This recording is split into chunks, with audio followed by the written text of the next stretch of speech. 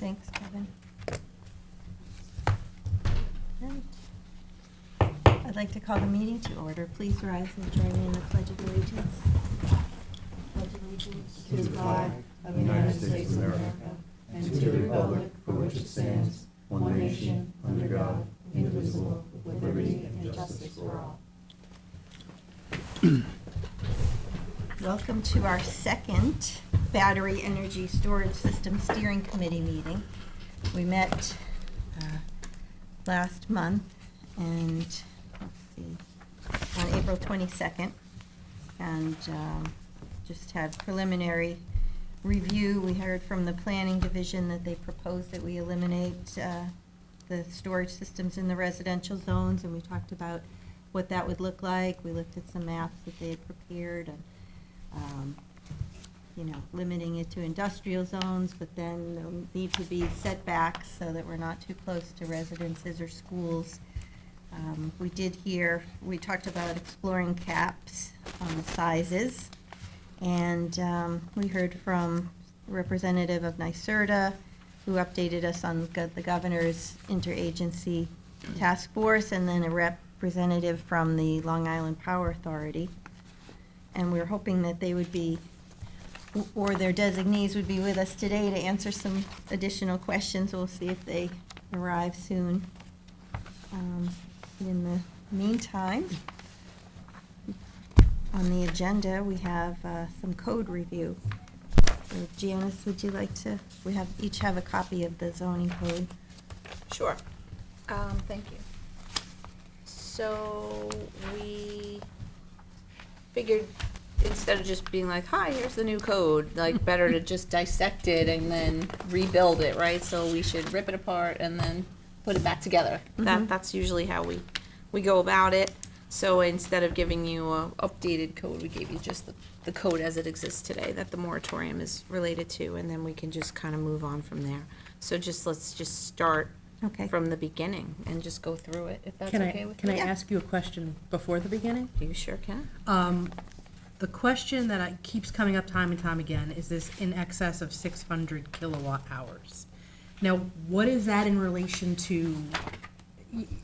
We've had a 1 megawatt system, we've had a 5 megawatt system, we've had a 100 megawatt system. Right. They would all fall into this same category. So the residential battery storage, where you're just a house and you're putting a Tesla battery in your basement, that goes up by state code to 80 kilowatts. So it's 1 to 80 kilowatt hours. Then it goes 80. Seth is better at this part. It's Sure. 80. Go ahead, Seth. Yeah, there's multiple tiers. I think in the FDNY, each one kind of has different ones. You can see, generally speaking, a tiered system for lithium ion is from 2 to 20, 20 to 2. No, but I mean, right now in the building code, it goes from 1 to 80 as residential. Right. Then from excess of 80, we To had 600. to 600 is 600. another tier, and that was a model code from NYSERDA. That's a medium. And then Small 600 and commercial. above was a special exception through the planning board. And that we talked about, I'm sorry, Seth. So then we talked about having a limitation there and putting, we asked our attendees last time, where's that upper threshold? Is it 100 megawatt? Is it whatever? And they said once you get to 25, that 25 megawatts. 25 megawatt, Okay. Office of Renewable Energy Siting kicks in, and the review is like a public service commission review. It's almost out of our hands, but that's only if it's attached to a renewable energy. right, the solar. Okay. Yeah. I don't know if 25 and above is reviewed by ORES, and any battery that's attached to a renewable generating system is going to be also looked at there. But they had a threshold of 25 and above, and any projects like a wind farm that has a battery is also going to be looked at by them. But they can't supersede local zoning unless it's attached to a That- renewable energy project. I did hear them say that. I heard him say that, but we can confirm that. Okay. So It let's needs to be write that down confirmed, as yes. needing confirmation. But my notes say generation and storage, like you're saying. Okay. So, and it said connected to solar wind was ORES, Yes. Office of Renewable Energy Siting. because that's like, you're generating energy and you're storing energy. Yes. So, 80, so my notes from last time, from when we had Gary Stevenson here, it said 80 was residential, 600 was small commercial, and then it jumps up from there. So FDNY has 500 kilowatts. We had 600 because that was the model code from NYSERDA. So that could be something we determine here. Do you want to do anything in, that first limitation there is now 500, just to be consistent? I honestly, I don't understand the scale, size difference. Well, 1 megawatt is 1,000 kilowatts. Yeah. So this is under 1,000 kilowatts, 600. So we can say, we could just go from 1 megawatt. And so we're all talking in this, that we're not 600 kilowatt hours, is it AC, is it DC? Like, maybe we don't care. Maybe we just go 1 megawatt to 5 megawatt, 5 to 10, and 10 and above. We don't, you know what I mean? Like, excuse me. I don't know how you want to tier it, but I think that's up to this group to tier it. And I just want to know if it's worth it, which I think it kind of is, so that we tier it, so that we're treating them overall the same, but different in terms of, we're not treating a 100 megawatt system the same as a 1 megawatt. That's right. I agree with that 100%. And so we have 600 kilowatt hours. We could just start saying 1 megawatt. From 1 megawatt to 5 megawatt. And remember, we were talking to Gary last time, and he was saying they want all different kinds, a diversity of them. The one in Montauk and the one in East Hampton were 5s. So, 5 is seems to be one number, right, Seth? Yes. Yeah. And then going to 10, maybe 5 to 10. And let me just say this, in our experience with, like cell towers, let's say, we created different tiers for different reviews and made it easier review for the smaller towers, so to encourage people to do smaller towers, because it was an easier review process. So if you only want like less than 5 or 2 megawatt, whatever the number we land on is, make that a process that's not as painful as someone who would come in for 20 megawatt or, something like that. So if you tier it that way, and maybe a very big project only goes to the town board. Maybe a small, only these sizes go through the planning board, and only this larger threshold has to come to the legislative body. Did the 1 to 80 even have to go to a board? No, the 1 to 80 is just the Small fire code. residential. Yeah, small residential. Literally, a car Yeah, is, no. a car battery, the wall-mounted car batteries that some residents would have in there, that's an 80, that goes up to 80. That's why, that's the break. They get building permits and Because I electrical think my permits. question It's- is to Ryan is, because we are a municipality that has enormous estates, right? So I could see one of these estates as home generators change over from propane or oil to electric. Would they need a megawatt of generation for to power their estate? And what is that set back on if they have a, 10-acre property themselves? Right, I could definitely see the possibility of this technology taking the place of some Propane. traditional propane or diesel fired generators to have the storage just on site, ready to go, knowing that will get you, 10 days, 5 days, whatever it is, based on the size and the consumption rate of storage for your property. The same way there was conversation at the last meeting about, certain larger business enterprises potentially even wanting to have, 1 megawatt of storage or whatever it is for, you could look at the same thing happening at like a mall or a strip mall or something like that, where it was enough backup power to sustain for 36 hours or something like that for the structures that are involved with it. It's the concept is not any different than the generator concept. It's just different technology. So, But I think too, though, and that, because the one thing that was brought up is that we're basically zoning for a potential fire hazard, right? We're zoning a, At the large scale. yes. So even though 1 megawatt would have to have sufficient setbacks Right. from the resident that it's powering. So you know what I mean? Like, I just don't know how we were, and we still need the firefighting capabilities. And then if you're doing a 1 megawatt at a residential, then you don't have the on-call person, or do you still have to have that through the company that installs the generator? You know what I be mean? fair, Like, we're there's all not- these questions. Yeah. Residential is still limited to 80 right now, and you're not, and if we take residential out, you couldn't even do 1 megawatt there. And residential seems to me to be more dangerous Yeah. because the batteries are built differently also, and certainly not regulated as much as what we're talking about zoning for. So the danger is more with the residential and the smaller than what we're actually talking about. So- But This- I And think that's something we don't even touch right now. But I think you bring up a good point with, especially go into this, we have to look at this globally, right? It's not just smaller properties in like a dense area. It could also be very, very, very large scale properties that might be suited to actually have almost a commercial grade. Like we have residential properties within the town that have, you know, like commercial type elevator systems in them and parking areas underneath and stuff like that. So Car lifts the inside concept garages. of having a commercial grade battery energy storage on a residential lot should be something that we at least look at for some of the larger properties as well. And maybe when we work the code out, you know, maybe we need to make some sort of an allocation for that, where if the lot size exceeds X amount, it could potentially be eligible for review for a small scale commercial application versus some of the other ones, right? We don't necessarily want to put a 1 meg facility on a quarter acre lot, you know, where it's Oh, I'm right up talking in, about like you know, a 10-acre but- estate, Yeah, you but know? if you have a 10-acre estate, that's something that you might want to consider. You know, it's worth looking at, I think. But you're Yeah. talking about the fire safety end of it as well. Not only that goes along with that, knowing these estates as we do, people are worried about aesthetics and how it looks and everything else. So now you're looking at the aesthetics, the accessibility and everything else for the individual fire departments to gain access to. So again, you're looking at location within the property itself.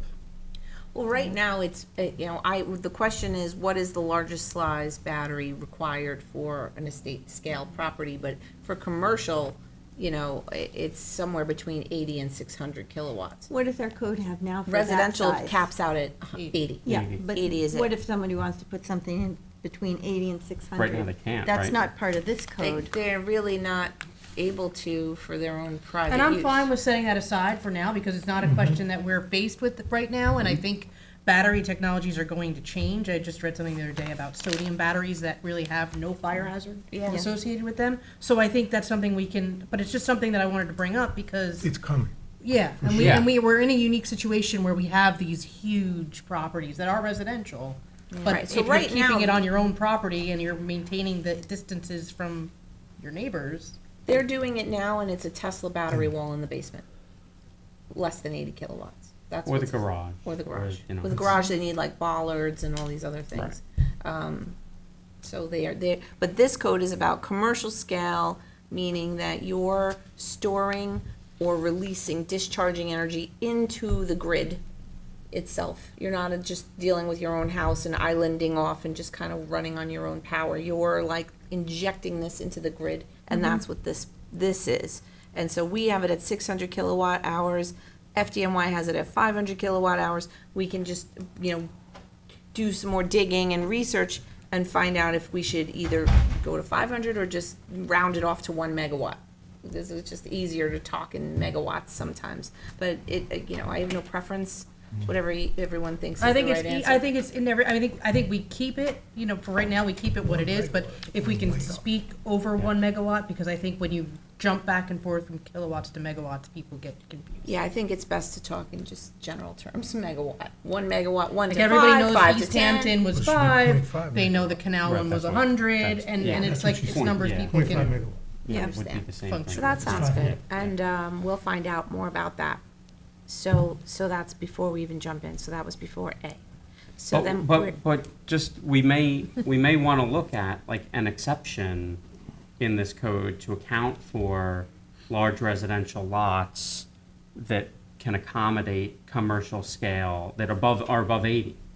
But The only we thing I also would- want to keep them under 600. We Yeah. also have HERS I ratings on don't these know, homes. you So know. these homes are generating power for themselves also because of the size of And them. the They have solar. HERS, so they have solar, so they may not need more than 80. We don't know. But we can actually find out because we have That's all where this. LIPA would Yeah. be able to contribute maybe more to this on like the consumption side, you know? Yeah. Is that a possibility that somebody would need that? Right, and the newer It's- homes are much more efficient, and they are required to build to HERS standard. They have to have the blower door test, the insulation, and to get to those HERS ratings, they need to, and especially with the stretch code, they need to provide solar most of the time in order to get there. So, I'm not sure that they are Yeah. consuming that much. But we have a lot of They're a lot of generating. older homes that are large in scale on properties that didn't, maybe don't have the solar capacity, Right. so. Right. And Okay, you could limit it, and it would just be, it would potentially limit what they could power within the home, right? The same way you can have the same thing with a regular generator now, where it doesn't necessarily do whole house generation, but it does essential equipment or something like that. But then So- again, if you don't have solar to generate the power, then are you really gonna be using the battery as a backup generator because you have no way to fill the tank once it runs out? you could actually True, run, but the charge it same off the concept grid. You holds. charge it off the grid when Charge the, it off when the the grid. rates are low. Yeah, but what I'm saying is if you're using it in the event of a power outage, right? There's a hurricane Right, and your right. power's out. If you have a battery but you have no solar, once your batteries are depleted, you're done. Right, but if you have a battery that's big enough to potentially, based on whatever the consumption of the property is, to last for, say, 36 hours, you may say, I'm going to go with this. I'm going to assume that the power is going to be back on in, 3 days. I'm going to go with this because it's quiet. I don't have any, emissions coming off of it. I don't have to worry about any of that. It's just stored energy on property. There are people right now that charge their battery, their home battery, while the grid is low priced. Right. And then switch the box over and use that battery while it's high priced. And They're that's doing it- very they're smart doing it to do right that. now. Yeah. That's incredibly smart, especially if you can't have solar because you have shade or other circumstances like that you couldn't put solar. Okay, so we're still on A. Sure. Hi, George. I know we're kind of, are we aware of any industrial installations up to 600 kilowatt hours in the towns yet? I'm not aware of any. Have we had any of those yet? No, because we placed a moratorium on the code before I know. we got anyone. Between 80 and 600, though? Before we placed moratorium. Oh, no, I'm not aware of any over 80.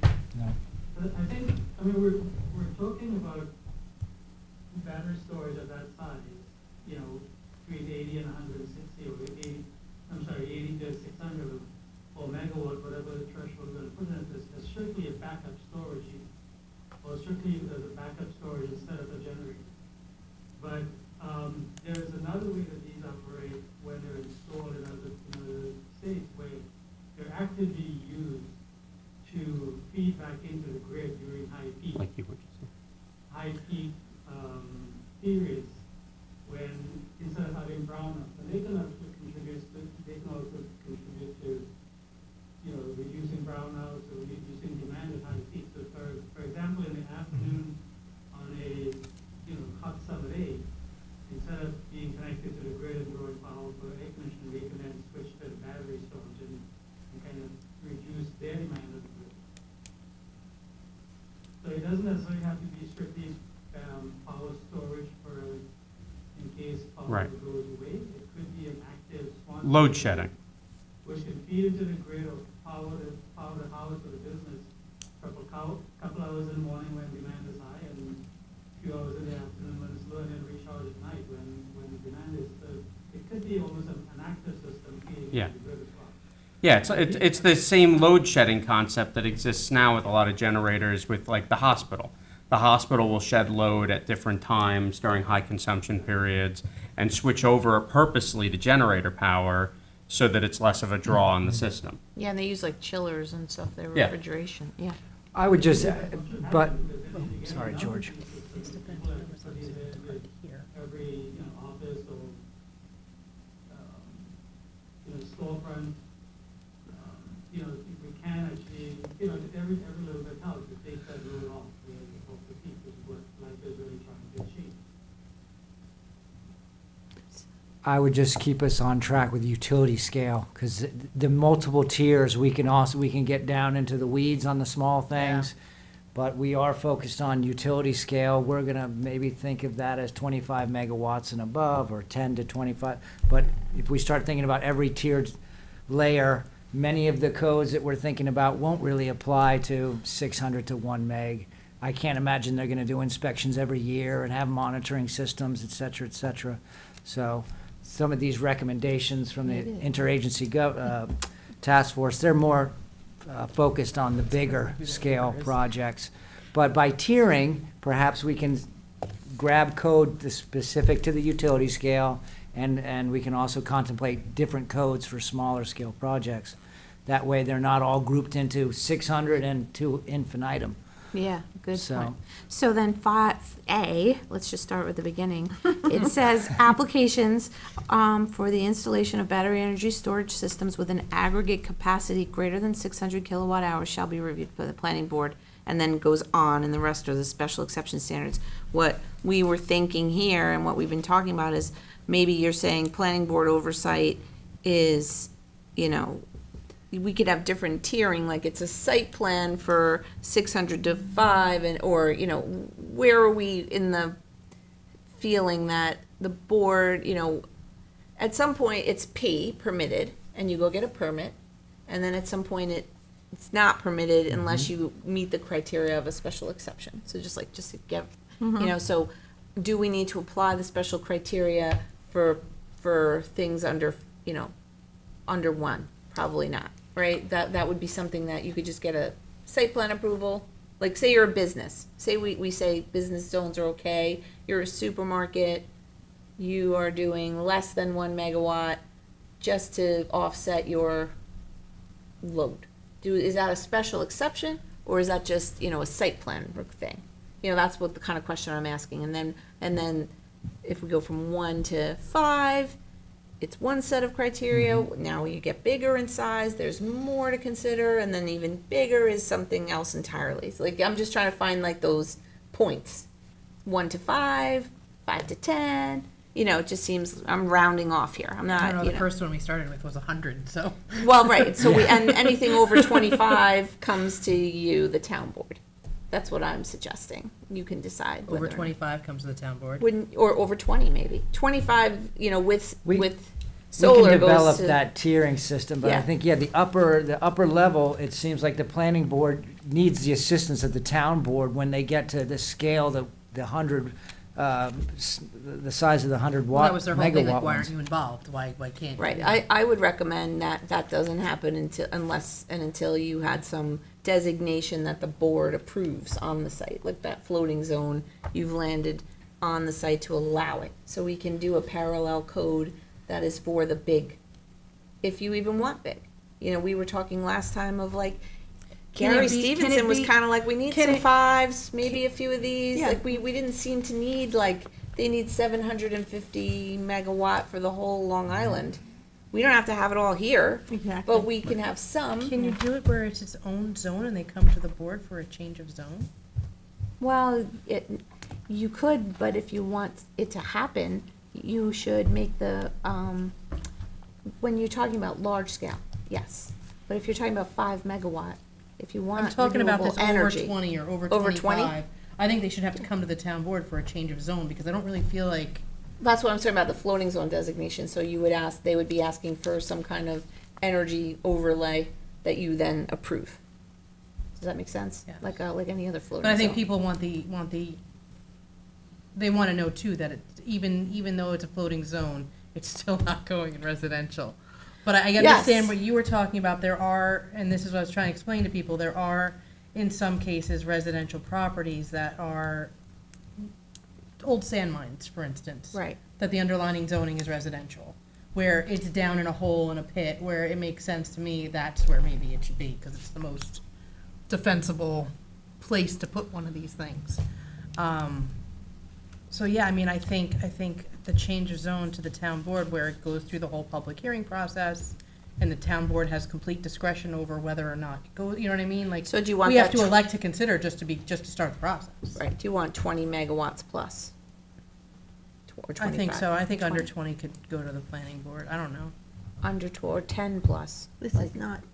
I can going develop to a the scale of how website. big these projects turn into. Jim just told me. I think that would be helpful, Yeah. so we get a feeling for what a 10 megawatt project looks like, what does a 25 megawatt look like? I can develop that so we have a I think a that's grasp I of- think that's where we have to start, Right. because on all honesty, like, I don't know how many containers 5 megawatts is. I don't know how many containers 100 Five, is. you're probably talking about like one single shipping container. Well, you're One looking at the shipping in Hampton container was is a little 2 to 5, building. yes. Yeah, which was a 5. That's it. That's all it took to be a 5. And as the And battery they're gonna get- technology gets better, you'll probably be able to store greater energy in a smaller scale. I mean, think Yes. about what your, what Well, your but I phone think- looks like today versus what your phone looked like 10 years ago. You know, our it's zoning the is same sort of continually concept. changing too, and I think too, as the battery technology changes and they become less of a fire hazard, then maybe we less, maybe then we can, Throttle things back. Soften. allow a Yes. little bit more, soften the code, but the way it stands right now, I mean, people are scared of these things, and And it's. I think you also need to look at single project versus like aggregate for an area too, right? Because, if you just said, well, if a single project is 20 or above, then fine, it's for that building or for that one project. But if you had, on 5 adjoining parcels, each was gonna have a 5 megawatt on it, then like the aggregate is hitting 25, but if you only look at it as individual projects on individual parcels, it doesn't trigger the 20, so it's like, I just want to make sure we don't create a mechanism to sidestep the code by saying, well, I'm going to subdivide this parcel and I'm going to split it up, and this container is going to be on this parcel and that container is going to be on that parcel, and really, they're different projects, so it doesn't trigger the 20. We have language like that in our code already for something else, so I'll just borrow it. for Yeah, I would this, just make not sure we don't allow give you to somebody a way to Do that. You can't aggregate. aggregate Yeah. across that Yes. threshold. and not- Segmentation, they Yep. come in and they Listen, because it segment. happens with the code now, right? You have to meet the energy code if you do greater than a 50%, renovation to the house. But if I split up my, my installation of new windows, because I want this specific window and I do 40, 40, 20, I don't necessarily have to meet it. Now I have to drag my project out over, potentially 3 years worth of time period in order to do that, but somebody with the means and desire may take advantage of it. Absolutely. Okay. I don't know, can you guys hear me? This is Gary Stevens. Yay, you're here. Thank you, Gary. Yeah, I've been listening, sorry I joined about 10 minutes late. Just to give you a sense on size, I don't know if this is helpful or not, but a 1 megawatt system, right, so that would be typically would run for 4 hours. So you're talking about a megawatt is 1,000 kilowatts. So that would be a 4,000 kilowatt hour system, like, so 1 megawatt equals 4,000 kilowatt hours.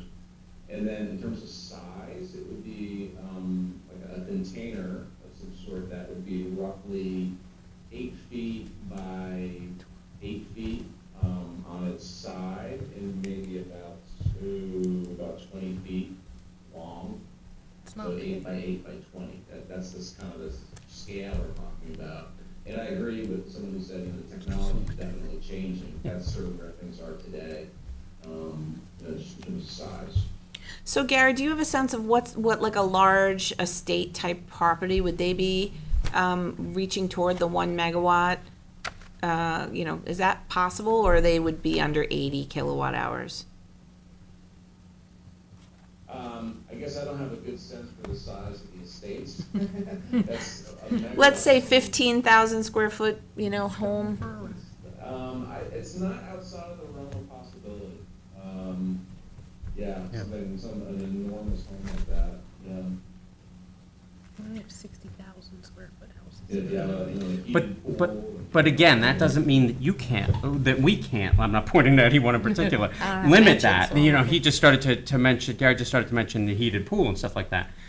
Listen, there's not a essential functions of the necessity, yeah. property and not, and if you say we don't want it to be, any residential, even on a large estate, to be more than 200 kilowatt hours, or, you know, through whatever was determined to be a reasonable amount to power essential services for not less than, you know, whatever, 36 hours, but not more than, you know, 1 week or something like that, then you could impose whatever that limit is on it for large residential parcels, and they're just going to have to match what they power to what that power supply will run. Right. That's fair enough. I would just add that a lot of homes have 4 or 5 cars, and if they were all electric vehicles, you can imagine how fast that would add up to energy they also- demand. Yeah, how does that Couldn't they work? also hook their cars into the house? Yeah, Some of them Gary, have, can you, yeah. And can you vice kind of versa. Yes, explain that to and the us? 2024 International Fire Code addresses that. Like, what if you have 12 cars in your garage? I mean, how many Yeah, kilowatts do you is guys that? have any sense of that, Gary? That, I agree completely, that could be very large. You know, if you have a fleet of electric vehicles, that you want to make sure you've got the ability to charge, that's a considerable load.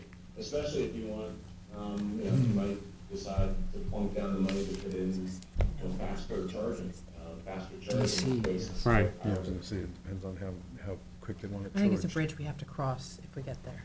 So we are talking about like our tiering, and do you have any advice on this? Like, we want to go from, say, you know, systems from 600 kilowatt hour or just 1 megawatt to 5 megawatt, and then 5 to 10, and then can you just confirm, last time I think Bill Oberker told us the storage goes to, it's storage plus generation in excess of 25 megawatts goes to them. Is that right? For ORES, yes. Yeah. Yes. Okay. I sat through ORES's presentation at the Association of Towns this year, and Oh, good. that was, in between them potentially getting rotten tomatoes thrown at them, that was what they said. Thank you. So we want to do like 1 to 5, 5 to 10, and 10 and above. Does that make sense for LIPA? Yeah, I think that's a reasonable place to start. You know, from our perspective, like you mentioned, you know, we want a diversity of sizes. That probably, we would look at all those categories as being interesting in their own way. Would you differentiate between a 5 and a 10, though? Are those significantly large enough to have all of the Like rules that different we're thinking about standards? for utility scale? Would they differ from a 5 to a 10 megawatt? Probably not, Probably not. probably not. I mean, the 5 in East Hampton required, you know, all this stuff. It triggered, you know, evacuations and shelter-in-place orders and. So like what I'm trying to get at is what is it like below a megawatt? We're sort of not as, you know, we're always concerned, but below a megawatt, we know we can handle with Office of Fire Prevention. We can handle it through, you know, one way, and then above, you know, I'm just trying to get to that. What's the number? It's probably not a magic number, but what's the number where we should start going, oh, well, now you're gonna need some other layer of review added. It becomes additive when it gets to a certain size, right? Yeah, yeah, and my perspective, yeah, above a megawatt starts to feel utility, not utility scale, but like it's connected to the grid, and it's something that is like sort of on my radar screen from a control perspective. You know, injecting, discharging, recharging, all that kind of good stuff. So that seems like it would be a point where you want to be interested in that as well. So, yeah, from megawatts.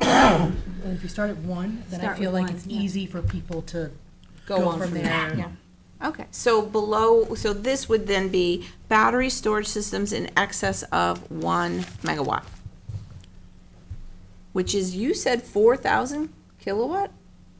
So the Hours. No, 1,000. 1,000. A megawatt is 1,000. Oh, but you were talking about 4 hours, and then you said 4,000. Yeah. Sorry. Because I was going to say, I know the kilo is 1,000. Yeah, I also wanted to point out too, because I think people were concerned when it came up about ORES basically overriding local zoning at 25 megawatts. And, you know, people were like, well, then if they have solar, they're 25, then they can get, I said, well, listen, the solar project that we're doing at the North Sea Transfer Station is, I believe, 4 megawatts. That's the whole transfer station dome, and, I mean, that's a big project. So to have, you know, to times that and to get to 25 megawatts, huge solar Yeah, project. yeah. So it's not gonna be something that's gonna be, It seemed to when on we- Mariner Drive. when Ores did the presentation at Association of Towns, it seemed to be impacting more Central New York. central and upstate New York areas that had very large scale farms that had empty space that could accommodate a something of that size. So couldn't we say we're not going to allow over 25? Well, they can said They if can you, overrule they said, well, that's where it gets into a later If conversation there's- about community benefits, and maybe we'll save that to If another there's time. But generation. that would be something that goes through the On-site, town right. board, and there's like community benefit agreement potential there where you would be getting payments and things like that out of it. PDD? No, it's just best practices for community benefit agreements. In renewable energy projects, there's a community benefit component usually for large scale. And that can be an offset on cost Yeah. for residents. Yep, or- or other things that are necessary, like a. East Hampton used Clearly. a CBA, a community benefit, to monitor PFAS. And they asked the solar wind, the developer, to monitor PFAS in and around East Hampton. So they used actually a CBA to authorize the wind farm off of East Hampton. Right, so say we had a Superfund site and you needed help cleaning it up, municipal land, maybe a community benefit, I don't know. You know, that's, we submitted this, we can look at that and talk about that, but that would be at the town board level where you would negotiate with the community some kind of community benefit in order to get over 10 megawatts. And that's, not a bad, so then we're not getting these 100 megawatt things coming to the planning board ever again. We're just, that would come to the town board and that would be a legislative decision.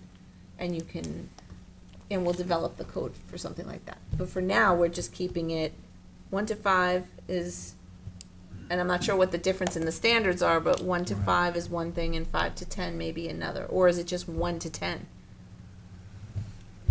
Gary, you're our expert. Should we just do our standards to battery storage in excess of 1 megawatt but not exceeding 10 megawatt? That's what I would suggest. I don't see much of a difference between 1 and 10 megawatts from what you'd want to look at. Right, but what about like, does a 1 megawatt system need as much land as say a 10? Oh, certainly not. So that's where it would be a little bit different, right? That's why I wanted to use the tiering, because in a 1 megawatt circumstance, you may require an acre, but in a 10 megawatt, you may require 10 acres or something. I'm just making that up, but you know what I mean, right? To meet all your setbacks. To meet everything. In a sense, the more tiers we have, the more flexibility we have. If we just, having 600 as our beginning and then above, that kind of really limited us to everything seemed to feel like it was going to be utility scale. So perhaps if we do keep a few of those tiers, we can think about the future and the fact that residences will be using more energy, especially if we electrify homes. So maybe we should keep a few options available where we can say, okay, this is a commercial style, this is a large home, or this is now beyond. I think the one, anything over 1, really, I think should meet the setbacks that were, and then that's really gonna set your size, like your property is only gonna be able to handle what you can put on that property meeting the setbacks, whether it's 1 or it's 20. Well, if you look at C, we have parcels upon which battery energy storage systems are placed shall adhere to the dimensional. So we say minimum is 40. Number 2, we're gonna recommend crossing out, right? Like a minimum for residential. Because we're not doing we're not residential. doing that now.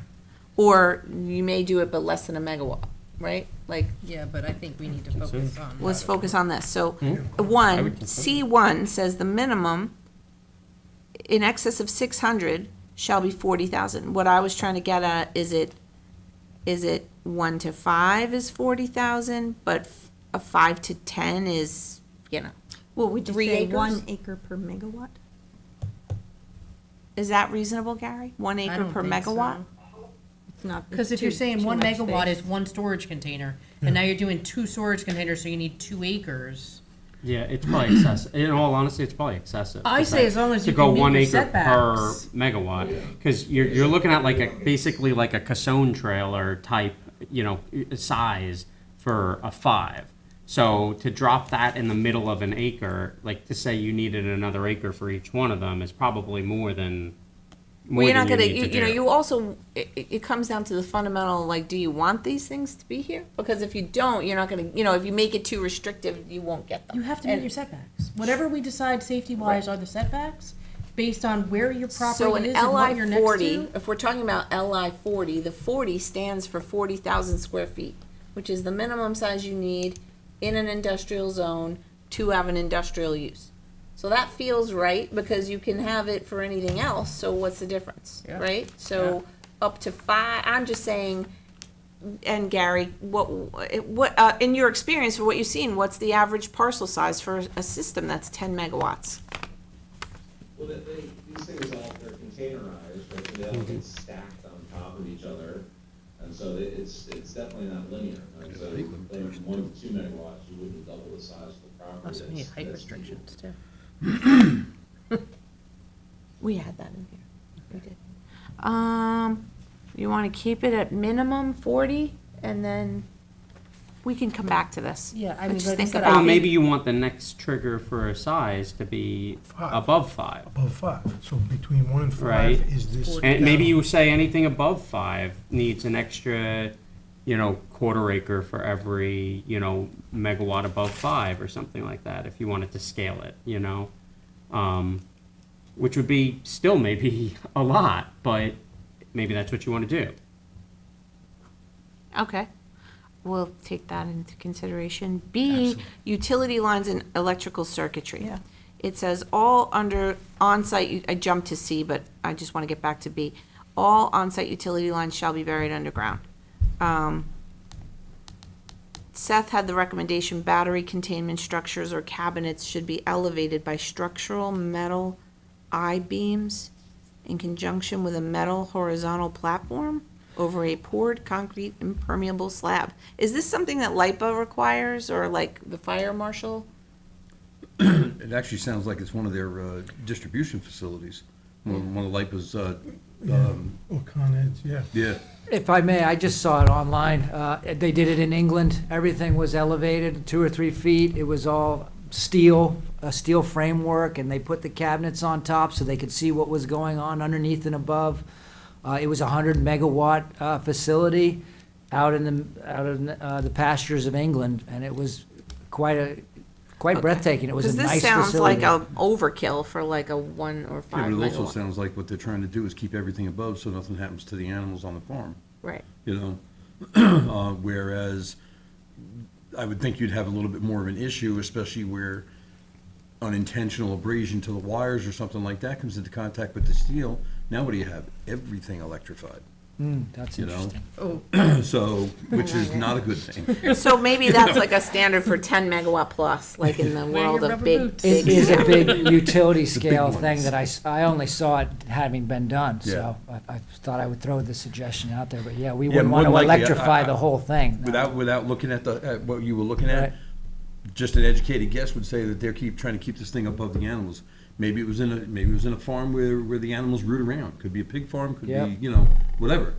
Yeah, that's just a different story than what we're talking about here. So, C1 we talked about, C2 we're gonna cross out. C3 says the maximum height for any building or structure shall be 20 feet, except as may be required in FEMA flood zone, and that's where you're elevated. Any thoughts on this height restriction? Well, wait, what about the C2? We're not gonna say if it's over 10, we're gonna have We're it gonna cross that be out, 1/4 acre for each megawatt. So in addition. C1, C2 is gonna get crossed out. C1, we're gonna tier it to 1 to 5 megawatts requires 40,000, and then we can put for every 5, every megawatt include it above there. 5, you need another 10,000 square feet. Something like that, even though, like Gary said, it's not linear, but we can, Well, but if you, So you're limiting the height. It is linear if you don't Limit the allow it to height. stack over 20 feet, that's right. which, to be quite honest with you, I think from a fire perspective, I would rather not necessarily see it stacked. Nope. Okay. I would rather see separations between them so that if there was an issue with one, it limited your exposure to the other. I mean, it's ideal to Is just there wire any- them together stacked, but from a safety perspective, I would think that the separations and cutting back on the exposure risk would be better. Yeah, And most definitely. FDNY has that, anything about that? Because they are supposed to be the supposed gold standard in this regard. Did anybody have a chance to read that, or can we Not come yet. back on that one? I think we could put in there that cabinets are not to be stacked. I mean, that would make perfect sense. You don't want to put one cabinet on top of another, but you have to keep in mind that a cabinet is a racked system of batteries. As it is, we're looking at 100 batteries stacked up within that. Right. I have yet to see a facility that had cabinet on top of cabinets, but we could certainly say that's not permitted.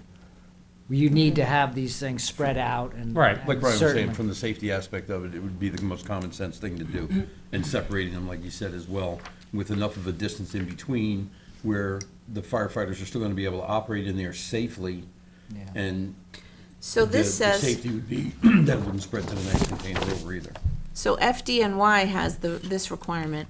They say, the fire department anticipates that medium and large outdoor stationary storage battery systems will be housed in containers and other enclosures. Malfunctioning stationary storage battery systems can generate flammable gases, and enclosures in which they are housed could allow these gases to collect and reach dangerous levels. Accordingly, the rule requires that the enclosures be designed with fire and gas detection systems and other fire protection systems, explosion protection, and a manual exhaust system for firefighter use. It's a code requirement. Yeah. That's already out there, so we don't have Well- to replicate it here. It's not been adopted by the state yet. This goes back to some of the, so the code that we're looking at right now, this 33162, is zoning code. The fire code's a whole separate issue. So we Right. we can delve into that at some point. I know Bill last time said that the 2024 International Fire Code, when you do a side-by-side comparison, is the same as the 2020 New York State Fire Code. I had them up on two separate screens before I came here, and there are quite a few can't we be differences. But this More is FDNY's rules, not the Right. fire code. But so can't we, Right. but can't we be more restrictive and Yes, and you could require be. that new Yes. code? Yes, without a doubt. So I would this hope that we would be. FDNY standard could something we can We envelop could, in. yes, Okay, so this is a maybe there, a possible good right. one. But what you're looking at there is probably more of a fire code. This was adopted in requirement their than a rules zoning in code 2019. requirement. Yeah. So this is their rules already in place. Okay, so we're still on C, 20 C3, feet, C3. where we're not doing the 20 feet, we're saying they can't be stacked. But I just wanna, 20 Right. feet is, As we- no, they can be 20 feet high, but there's air would and be light in there. We're stacking. saying I wouldn't one stack 'em. structure can't be stacked on top of another. I wouldn't stack them, not even with a separation distance in between. No, I'm not, Oh. Because they're recommending 8 feet stacking. tall. Yeah. So Right. they Because he shouldn't was exceed saying 10? they're- Are you He said saying they're 10? 8 by 8, so. 8 Gary, by 8 how for tall 20. are the I would do enclosures? 10, 8. So the one I mentioned, the 1 megawatt one, is 8 by 8 by 20. 20 long. So But do you have a height on 8. that? Eight. 8 feet. 8 wide, 8 tall, 20 So you long. want to say 8. It's like a cassone So they want You to don't see want 10. to see it over a fence. So the maximum height shall be 10 or 8? No Well, more than let's, 10. let's look more than into 10. Shall which not ones exceed are 10. We'll Just available. put, I would just, Maximum height shall not exceed 10. Sound good? yeah. And the I mean, units, yeah, may not be stacked. Gary, do these containers have cooling equipment on top of it? Yeah, that's a Yeah. good point, a lot of them do, a lot of the. I would leave it gas at 20 and put something in there about not stacking containers. 10 feet. I would, I would decrease it. 15? We'll Because just say not otherwise you're exceed allowing that 10 structure. except for Yeah, cooling You could do systems. 15, Trailer. and then knock it down a little bit, then it accounts for some of the HVAC on top of it, which honestly, even Shouldn't at be 10 over 4 foot, if it feet. was 8 feet, yeah, it should still be able to account for it. But you could go to 15 if you wanted to instead of 10. It was 20 before. So you want to go to 15? Yeah. Okay. Or do you want to say 10 except for cooling HVAC system? Yeah, I like that better Okay. personally. And no stacking. All right. Got it. I just want to, just as we move forward with, distances and heights and all this other stuff, and talk about FDNY and what they're doing and how they're the gold standard, and it's all fine and good. We really have to keep in mind that when you look at our LI 40 and you look at, potential sites, you go into the city and there are very many ways to get out of the city. When you talk about Southampton and you look at where those sites lie, almost all of them are on our coastal evacuation route. So when you go back to what NYSERDA said, and, they said you're zoning for where this level of fire, potential fire hazard can go, you're talking about our coastal evacuation route. Right, but you're also talking about limiting to 10 megawatt. So And now, this is why, yeah. I'm saying, like, is 100 megawatt on that route acceptable anywhere? Probably not. And that's where you're going to put that into your hands as a legislator and say, only in these circumstances is this ever gonna be allowed? And then you can decide whether or not they meet those criteria. And like I said, as technologies advance, and we get things like sodium batteries, and we get Yep. batteries that don't have the fire hazard, then we can lax things, and maybe then we can hand it back over to the planning board, or say, not such a big deal anymore, it's Right. okay. But the Right now, they're still catching fire. fire potential for 5 versus 100 is very different. Different, yes. Right. And to Okay. your point, that's why it's so important to have accountability and make sure, and inspections, to make sure that the private or public companies that have these are maintaining them the right way. And it's not just a piece of paper, but they're tested and they're inspected regularly, and there's heavy consequences for not doing that because of the evacuation that has to be done if a hazmat situation. And FTNY firefighters are paid. So we need to take that into consideration when we're talking about this as well. Gary, I Well, have a that's that question community for you. benefit agreement. I'll send you one of them. What's the life expectancy of the commercial batteries versus the residential? Any ideas?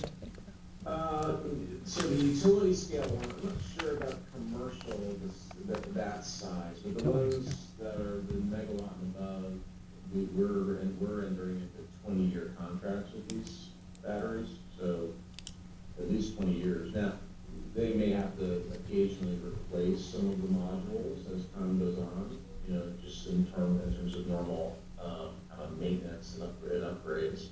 But, yeah, we're pretty comfortable with 20 years at least, and it'll probably go longer than that.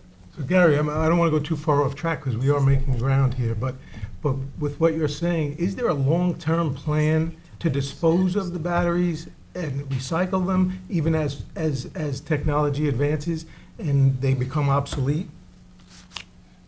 Yeah, that would be a good question for Bill, on the development side. I don't know. I know from our perspective, we would enter into a contract, say, at, I don't know, like the East Hampton battery. At the end of the PPA, they essentially got to clear out the site, restore it back to its original, condition. So we don't really get into the recycling aspect of it, what happens in terms of salvage value. So, That's a good question. I don't know. I have read quite a bit on it. It's a nascent industry. They're learning how to recycle these batteries. They're thinking, in fact, that the utility scale, we might start to use the EV batteries as they are no longer useful, discharging rapidly. They will serve our purposes for battery energy storage because they can just hold on to the energy and slowly release it. So there is this capacity that these batteries maintain no matter what, and they can be refurbished, and then they can be put back on the market. But it is not, as of right now, it's too cheap to just make the batteries, and no one is really investing in recycling them as of yet. But as they come online, it would be a waste not to. Gary, does LIPE have any plans to put battery energy storage on some of the existing sites in the town with where Yes. you do? When you say existing sites, you mean existing substations? Transfer Yes. stations. yeah. Yeah, that would be, in many cases, that's the ideal place to put them, right? Because you've got all the electrical interconnections, the community is used to it, from a kind of an electrical infrastructure perspective. And they tend to be good spots, on the grid. So, yeah, to the extent we can. Now, the kind of mitigating against that is a lot of our land on the Residential. ground has always been expensive. So the substations tend to be tight to begin with. It wasn't like we had the sort of buy for future expansion. So a lot of our substations tend to be tight, but where there's room, yeah, that's where we like to put them And in. then even where you have room, you also need to reserve room for expansion of the substation itself, correct? Yeah, that's a great point. I mean, people forget, with electrification, the direction we're going is for higher energy consumption, which means that there needs to be more of everything from an energy infrastructure perspective. So more transformers and bigger transformers, more switchgear, all that stuff to serve additional load, in the form of heating, heat pumps, EVs, all that. That's all new electrical load. So yeah, that's what the future looks like. More infrastructure. Because you're assuming there's gonna be, increased population? I mean, why do you think that there has to be so much more of an additional load? Electric cars. So, no, the answer is not, no, we're not assuming more population, it's just a shift. Just to take heating, for example, effectively what we're doing is we're transferring all the energy consumption from fossil fuels, that's in the form of oil and gas and propane today, that's all getting transferred over to the electrical system in terms of energy delivery. So while the energy infrastructure for oil, propane, and gas sort of withers away and no longer needed, we need to, make the investment on the electrical side to make sure that we can sort of pick up that load. It's sort of energy load in a different form. Oh, I see. Are you looking at the lithium-free sodium batteries or any other alternatives like the compressed air?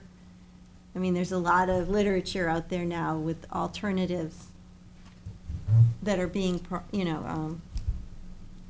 people are looking into them and developing them. Is that something that you're looking at too? Yeah, absolutely, yeah, so definitely interested in sodium batteries. We don't like to do projects that are R&D projects, so to speak. We like to commercialize, infrastructure, but as those things become prevalent and used, that will be at the forefront of putting them in.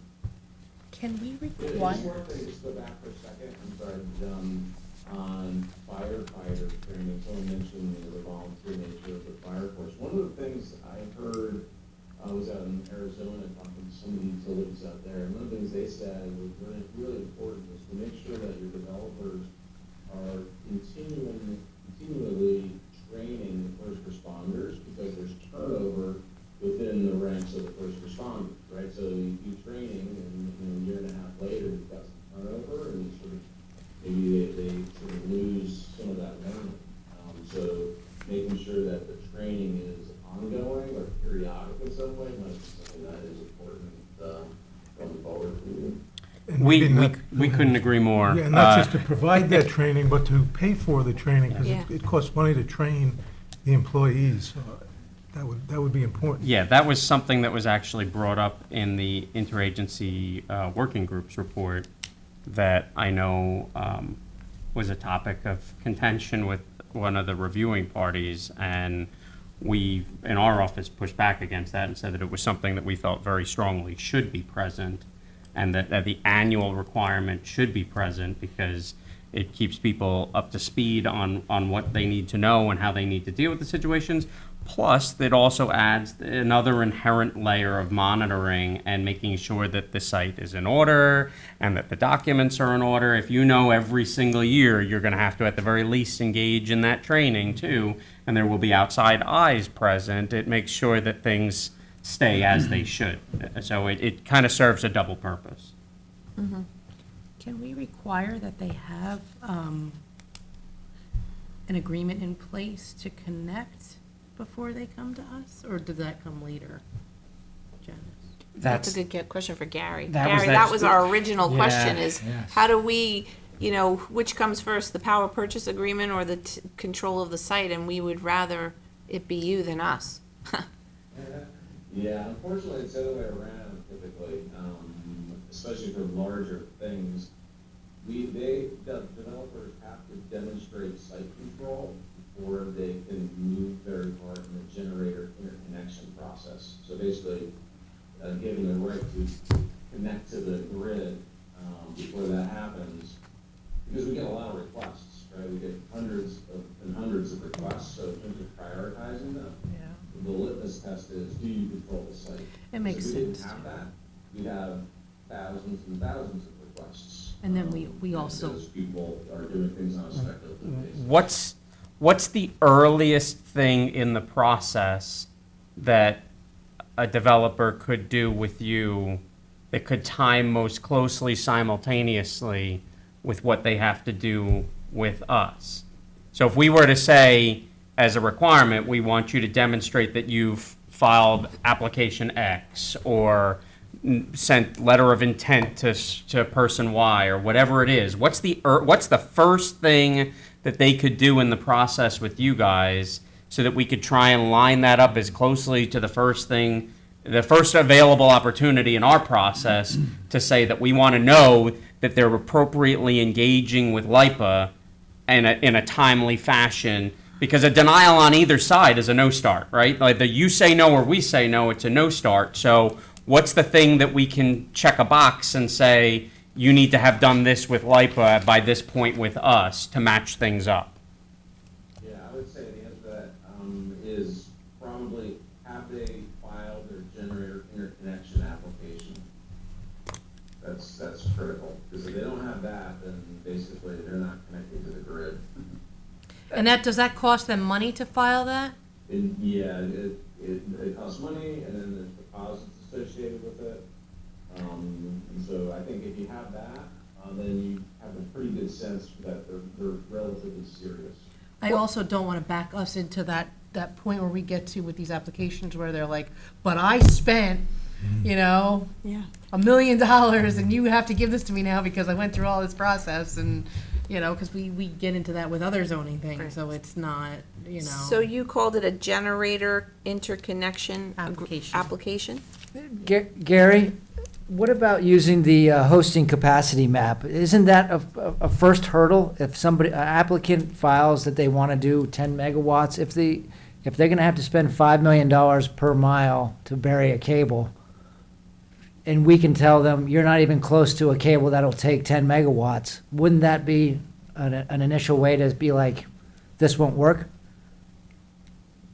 Yeah, that could even precede what I just described, right? Because they won't even bother with the generator interconnection application and the deposits associated with that if they understand that You they've got can't get there from multi-millions here. of upgrades they need to Right. do.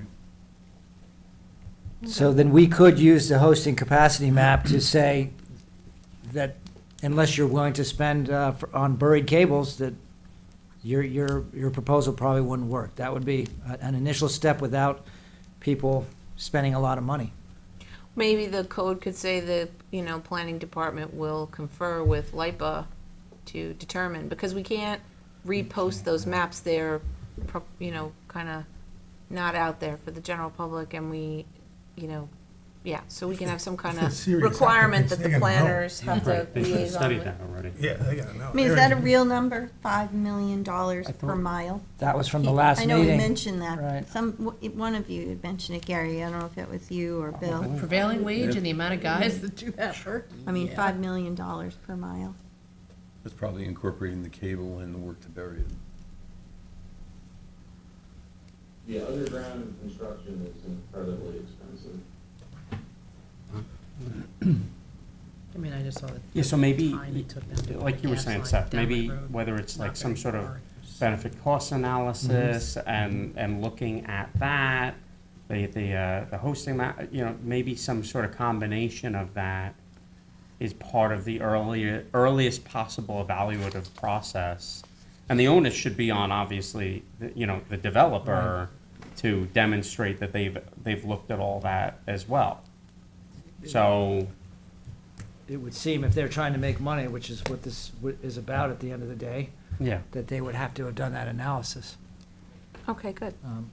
Um, We have the height, then we had the required transitional inside, and required transition side and rear yard shall be 50 feet.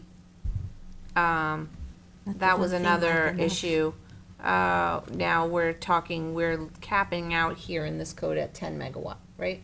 And then anything over 10 is gonna go to the town board, it's gonna be a different animal altogether. So at 10 megawatt system, should it be 50 feet, 100 feet?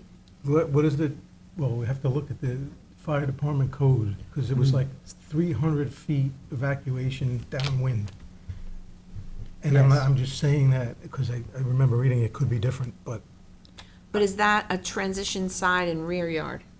I'm that's, talking just setbacks to this cabinet thing.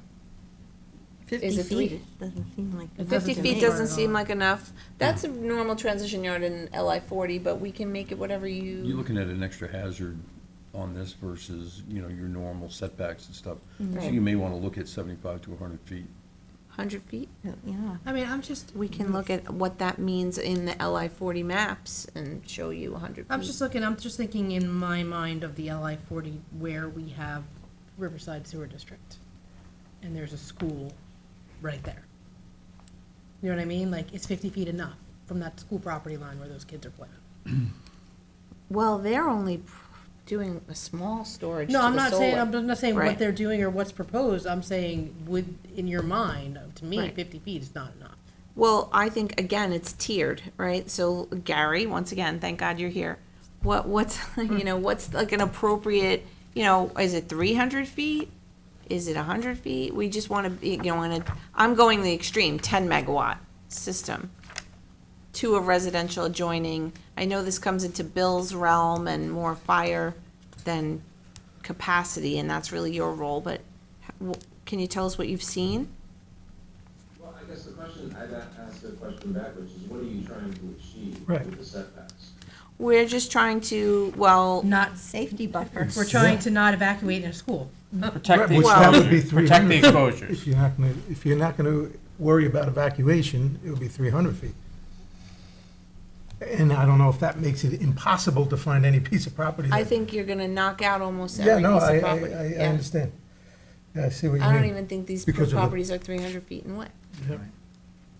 I guess That would just be something taking to away, see on the map. that would just be taking away the, So I think we might need to look at this in a couple of different ways, where there's maybe some ands or ors in this section of the code, right? Depending on If you're what, near what the nearest community structure is, whether it's on a coastal evacuation route, because, maybe you want to go 50 feet away from the lot line on one side of it, if that makes it so that on the other side, you're 300 300 feet away from the a roadway. hospital or a Right, school. so, in some cases, I would say maybe you want to just be in the drop-dead center of the parcel, so you're away from, the furthest away from everything around all sides. But in other cases, you may want to favor one side of the parcel because of what exists on the other side of the parcel, and it just makes more sense to do that. So Okay.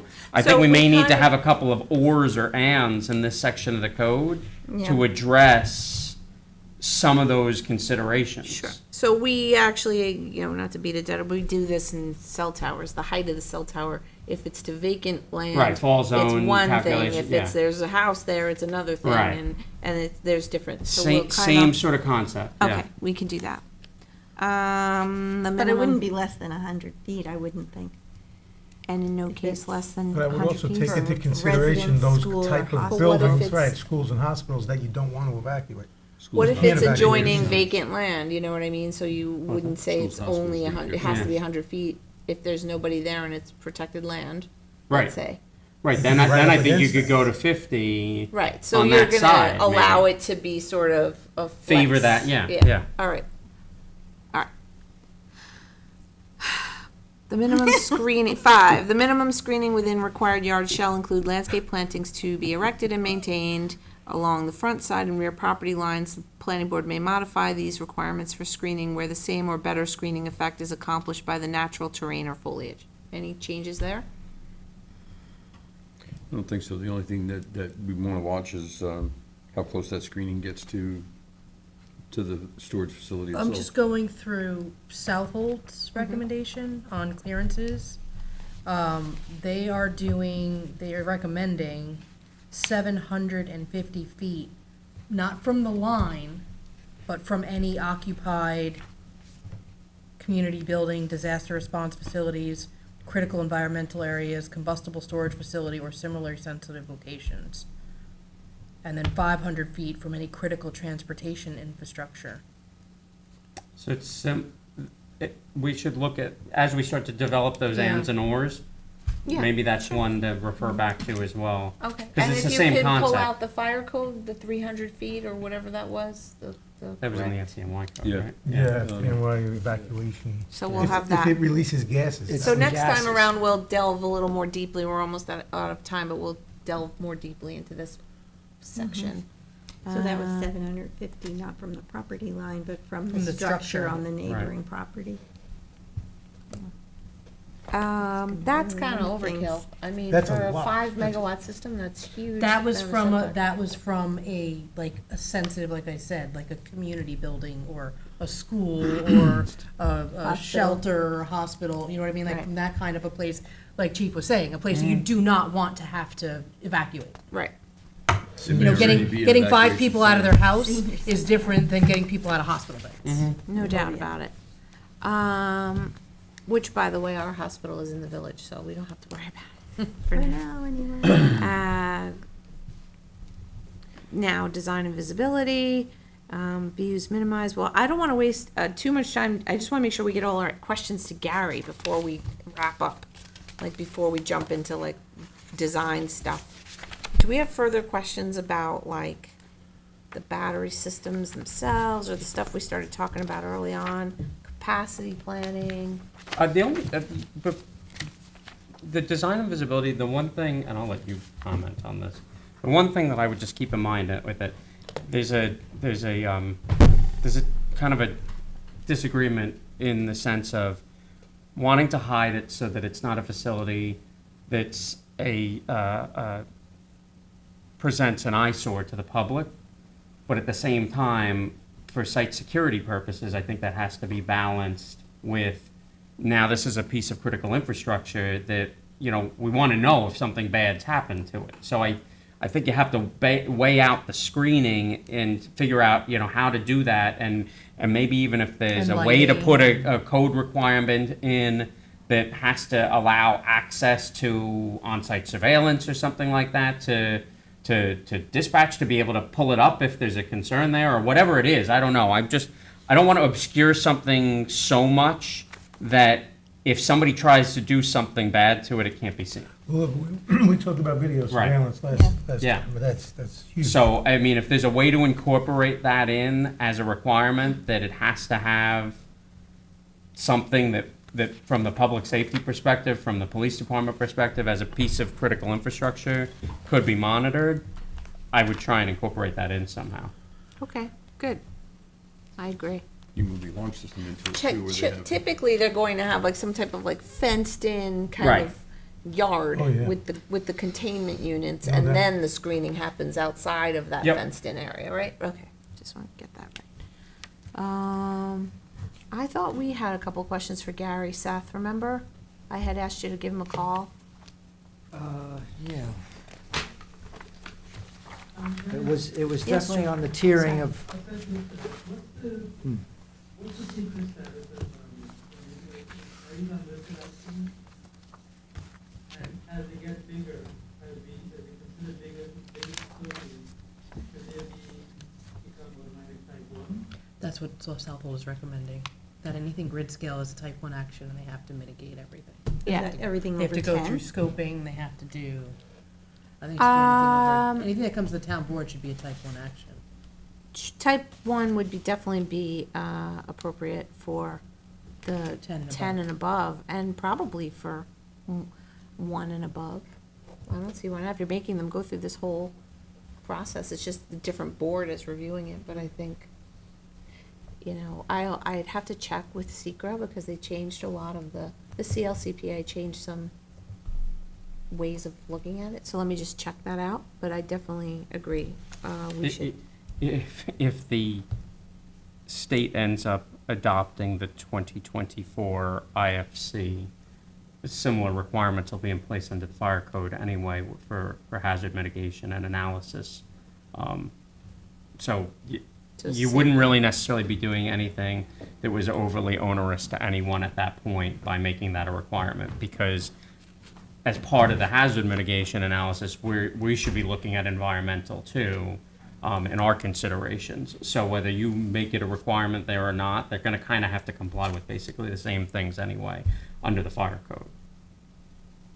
Right, but a type 1 action means that the planning board, kicks that whole secret process into play, and then it would be referred to your agency for Right. that purpose. Okay, Yep. yeah, type 1 sounds right. So that's a companion code to chapter 158.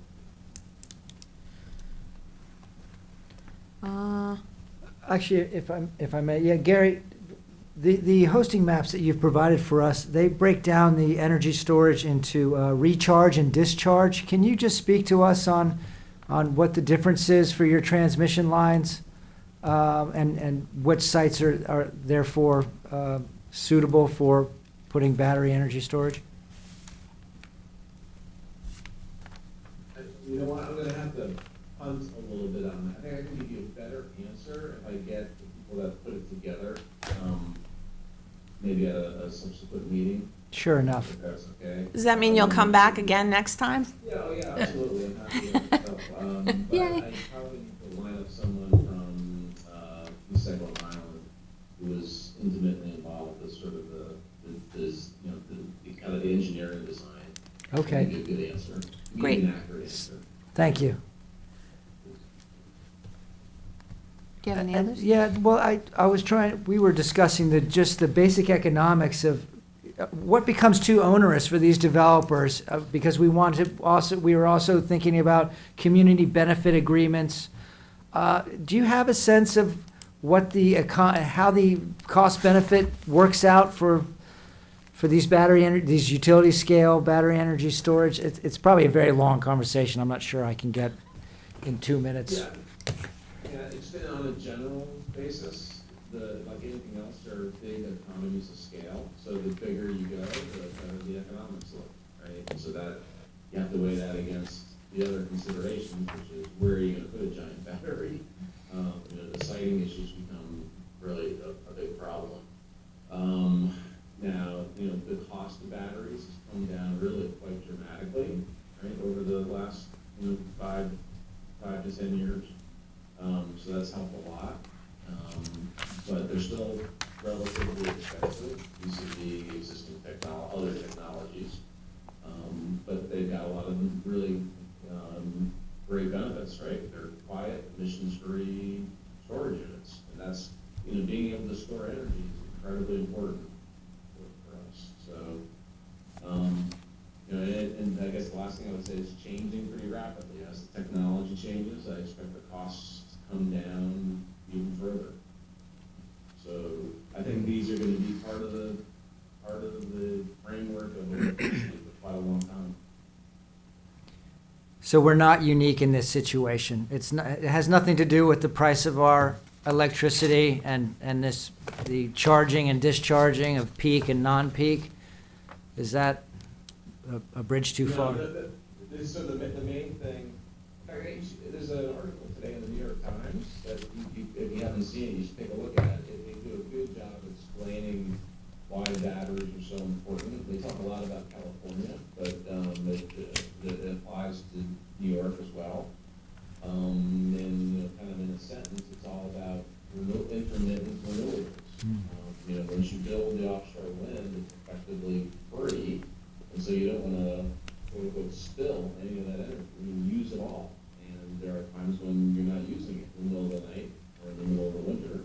And so it makes a lot of economic sense to store it somewhere, and right now the best technology for that is a battery. Yes. Okay. Does anybody else have questions for Gary?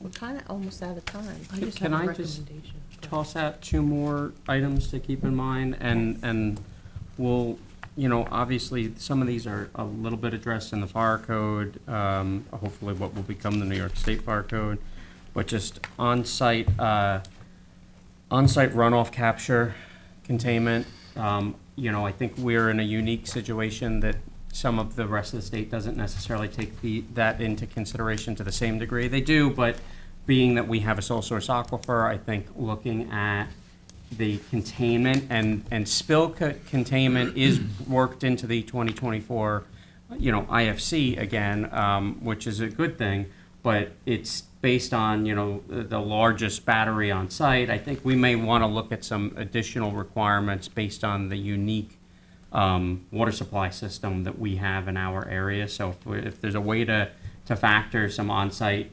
containment into our requirements, I think that would be a smart move for us to get ahead of things. Even if it doesn't end up capturing everything. Right, it just, At least some of it helps. something's certainly better than nothing. Yeah. You're not necessarily gonna be able to say you have to build containment that's gonna hold every droplet of water that's used in the event that there had to be a fire suppression activities. But if you, almost like the same kind of concept of having an oil holding tank at a facility, you see the walls built around it, and it's intended to hold up to X amount of what's inside the tank, right? Similar type of concept. And then one of the topics that's kind of come up, and again, so we looked more in the fire mindset of certain things, but an identified insurance provider or remediation company that has to be updated, on an annual basis for these types of things. Because one of the situations that you have is, God forbid something does go wrong, it's who's remediating that, and how is it getting taken out of there? Whatever company it is that they identify that's going to conduct the remediation, activities, it should be part of the requirement. And whether we get it into here or not, I'd love to see it show up in as many places in the code as possible, not just in the new New York State code once it gets updated, but I'd love to see it, captured in here if we can too, as something else that once you hit that threshold for whatever, I'd love to see it on the residentials as well, because it could be a problem there just as easily. We can't let people go back into houses if there's been a fire and it involves the power storage systems in these houses. So now you've got displaced residents for an extended period of time. You have a routine, house fire that's limited to a room and contents fire. You could potentially have people back in there that evening if it's not disrupted some of their other systems. You have a fire in a house that involves energy storage, because of the possibility for a reignition, you're not letting them in the house until that's been removed from the site. So that could be, depending on whether or not they've got coverage under insurance, they've got an identified remediation company, whatever it is, that could be days. Now you've got displaced people for days. So when we talk about a larger system, somebody to come in and remediate, somebody to deal with, any issues, if we can get it in, that would be ideal. And it was my understanding from somebody in the industry who said, in the insurance industry, that said they won't even cover these systems. Yeah. So making sure that they do have insurance in case of, a But if they're not catastrophic covering the event is- systems, are they covering the buildings that these systems are installed in? Yeah. And that. Because if they're the cause of the fire, let's say, are they covering still the damage to the building, or are they going? Right, Yeah. it could be a trigger for an exemption under their coverage. Right. So it's something that people should look into, but it's something that perhaps if there's ways for us to get it in, it would prompt them fulfilling that and looking into it and whatever it might be. And then containment that you mentioned could go under letter K. There's already some information in there, what's required for shutdown procedures. Right. So we could, Right, there will be Bulk that redundancy in the Oh, yeah. zoning code and the fire code, for sure. Yeah. And I think that's a good thing, the more, on some of these, especially on safety stuff, the more redundancy between the two of them, the Yeah. more we make sure that we hopefully don't miss something that's gonna provide for better safety. So, yeah, I've been pushing this on-site containment since we first started having these conversations because of the nature of our water supply system, so I think that's a key thing. And we do have a good code in the special standards for construction and paving companies. Yeah. That says exactly that. Because of the nature of our aquifer, you have to retain all the washing water on your site, and it has to be recycled. Yeah. So that is in the code. So we can adopt that, it doesn't have to be all of the water perhaps, but Right. it should be Any Yeah, some water sort that's of- used some on sort that of site capture. stays on the site. Is the water for fire suppression in the code also where it is, where it's located, and it would be the cost of the person building the BESS to move it closer? I have seen that, That yes, would where probably, they that have would definitely It come would- up through site plan review as well. 250 feet. If there's not one within 250 feet, then you have to supply one. Right, you have to bring it, Yes. Right. yeah, at your cost, we'll build it, but you have to pay for it. So I have just a suggestion about, I know our next meeting on the 22nd at 6 was supposed to be, a poster session where we would look at kind of the zoning maps and stuff. I know that there's been people watching these meetings, either live or reviewing them. I think we've thrown a lot of things out, and I would like to get some public feedback on some of the suggestions we've made, some of the tweaks we've made. Before we go too far down the road, I'd like to get some feedback from the public on what their take is on the things that we've proposed, and do they feel like we're headed in the right direction to where they feel okay with this, and. Well, that so- was the poster session. That was like an informal way, instead of the 3 minutes. You have more time to talk, look at maps, maybe invite others to come and see if they can give presentations even. It's a little bit short on time right now. It's already the 7th, and that's the 22nd. No, I mean, that's what I was thinking. Maybe we should doing push that it out. 22nd meeting, just for people to come in here and give us feedback on what You we've could, been speaking it's about and absolutely at proposing. your, I This just way, we was- don't get too far down the road before they go, well, wait a second, you said this, but we don't, maybe that 22nd is the next, this kind of meeting, Yeah. when we have Yeah. Gary but we and allow George people and come in to speak. people can come in, and we can put the maps in here. We don't have to have it in the Mm-hmm. auditorium. We were just trying to create a more informal way of interacting. That's less. I just like it being recorded, because there's a lot of people that either can't make it, or, they're okay with not being here as long as they know what was discussed, and Right.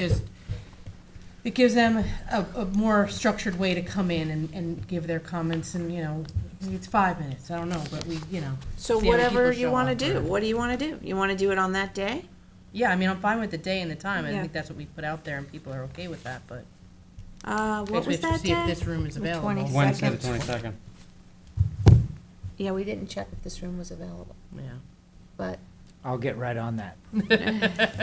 But what are we if gonna do we were going about to do it in the this? evening, It's at do you 6 still want o'clock. to, at 6 o'clock? Yeah. I mean, because that's what we've already put it out there and told people, it was gonna be 6 o'clock on the 22nd, so. Did we? I was going to confirm that here today. Well, we said it at the last meeting, so Oh, people okay. had heard it, and.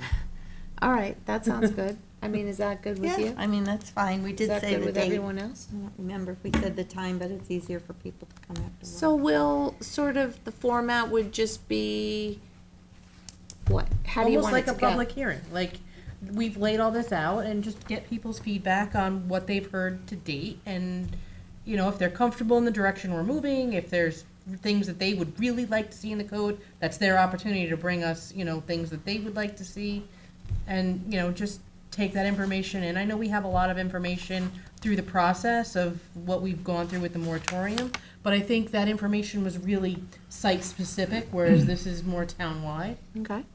This was nice to go through each of the sections of the code, but we didn't get all the way through, so are we Didn't gonna, get past are you page gonna one. So give you us want to like a have red an- line version of what we got through? Sure, I And then am. pick it up from there? Sure can. Yeah. Does anybody have anything that jumps out at them right now that you want to discuss, or Well, we're what good for Ryan now? just said about the on-site containment and insurance, those are important to put in there. Yeah, and the thing that Gary mentioned about the ongoing training. I mean, I think honestly, I think that's a good piece of homework between now and, if we set ourselves a date of like, it's the 7th, give us till like the 15th for people on the panel to look at it and put in their suggestions, or, you know what I mean? And then put that all kind of together, and Yeah. Sounds good. Then we'll have another robust discussion Okay. of the revised plan. And we can sort of drill down on those maps and put those critical things on there, like hospital. We could certainly start school. eliminating some spots that You we want know and us just. to kind of get a little, Yeah, I like, thought- put those potential setbacks, like, well, at 300 feet, this knocks out 4 parcels at, Yeah. 100 feet, you can still do it, or at Yes. 750 feet, forget it. We This is can- important, yeah, and this was a really good exercise to see the map of where they would be allowed now, and then if we take out the residential, so maybe we could blow it up and say, if it's just the LI 40, We but did, we and then have if the you flip the page, setbacks. now you're on the specific sites. Those areas are those Yeah. plot places on the map. So now then we can But start with to, with the setbacks that we were and then just we can talking add the about, setbacks. We can add the setbacks and see which one are immediately eliminated, and then we'll be left with two spots. Yeah. You're gonna have to hopefully t- a few spots. Yeah. Two whole spots. But we don't need many. Yeah. Right. Which you Alright. have to be mindful of the coastal evacuation route, the hospitals, the schools, the residences. And the public can weigh in too and say, well, I don't know how you got this spot. This is critical to everyone in the community. Yeah. Yeah. And then we can be like, oops. Seth, you also might want to keep in mind where the light Not substations there. are right now. Right. Because like you said, you put Absolutely. these in, you Well, I put think these it'll in, make- if there's I not a think it'll- I substation think nearby, you're gonna have to build one. Right. Gary, what's the distance from one of these facilities to a substation that is most ideal for you guys? 2 inches. The closest, Yeah, the closest. closer the better. is I right. always heard less than 4,000 feet for some reason. Is that a real thing? He had to go. I don't know that he's on there. Oh, he's here. 4,000 Oh, feet number, but the closer the better, right? is there a distance that you look at? Within the substation or adjacent to it, but, yeah. You it's have those the maps, further right? away it is, Yes. The more upgrades are usually required.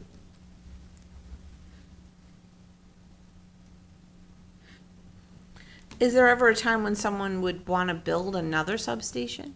Yeah, all the time. But that's in the realm of above 10 megawatts. We're not doing that on a lower No. scale, right? Yeah, I mean, we may get there on the South Fork, and that's someone asked before about population growth. We haven't seen population growth, but the South Fork is the one part of Long Island that's seeing electrical load growth at a rate that outstrips the rest of the island. Which is good in one way, but it's also concerning from us because it's a hard place to put new infrastructure. It's a hard place to put new substations, and so, it's a big concern for us, over say the next couple of decades. Would you like to join us on Wednesday, May 22nd? You can join via Zoom if you want. Okay. I just think, honestly, I think by saying that anything over 10 is gonna be a type 1 action, and it's gonna go to the town board, and there's gonna be this whole oversight process that currently we didn't have, is to me, a huge plus on the residents' part, because it's saying that, we're gonna go through all of the mitigation issues, and we're gonna go through, and it's not an as-of-right thing anymore. It's, if we're saying no residential, it's going to the town board, and it's a type 1 action, I think that takes a lot of people's fears, it mitigates a lot of it, because you're handling these in the serious nature in which they need to be handled. Sounds good. And if you give enough time for the fire code to catch up to us, then all of them will have to go through more of a rigorous hazard Yeah. mitigation process. It's just that code hasn't caught up. Right. There'll be a point where we're, worrying about hydrogen fuel cells instead of this. And batteries are like easy, but we have to catch up to where we are. Gary, have you actually looked at I was just reading an article about the compressed air energy storage, and it's underwater, so they put them near the wind turbines. And Yeah, that's, compressed air energy storage has been around for a long time. There's a couple of operating systems, big ones in the United States. I think one is down in Alabama. And they were always built with giant pipes underground, where compressed air would sit. It tends to be less economic than batteries. That's the issue. But with land costs on the South Fork, I know. the water might be cheaper. The article says it's cheaper. Cheapest way to stabilize renewable grids over longer timescales. Well, something to think about. Put them right out there with the wind turbines, underwater. No one will see them. Poor No fishermen. fire. Oh, no, the whales. So we're gonna all attempt to get some comments to Janice and Seth by the 15th. That Yep. would be great. I mean, I figured this way we can take what we put in today instead of making Seth try to digest all this and Yeah. give you a Like you don't even have to. typed up notes as to what our input was and. That's great. I think that's what- fine. if we- That We'll would be try to, excellent. you know, lay it out a little better as far as the tiering system goes. Take a look at the cell tower code, how we did it for that one, and try to mimic that to the extent Okay. that it makes sense. Based on some megawatt, an understanding of the megawatts that we can all relate to and say, Yeah. okay, that makes sense. It's Well, not just. yeah. Because there were it's- some people that were like, well, wait a second, is it, you know, is 600 kilowatts, 100 megawatts? I was like, no, it was just confusing people It to is talk in two confusing. different units and it's Absolutely. just easier this way. Absolutely, I like just starting at one. Yeah. Yeah. Great. Okay, anybody? Give a That's chair item. Good, good meeting, everyone. Thank you Yes, for thank you. coming. Um, Thank you, George and motion Gary. to I'll close let the No, there's meeting? still no motion, we're not voting, so just close it. All right, I'm gonna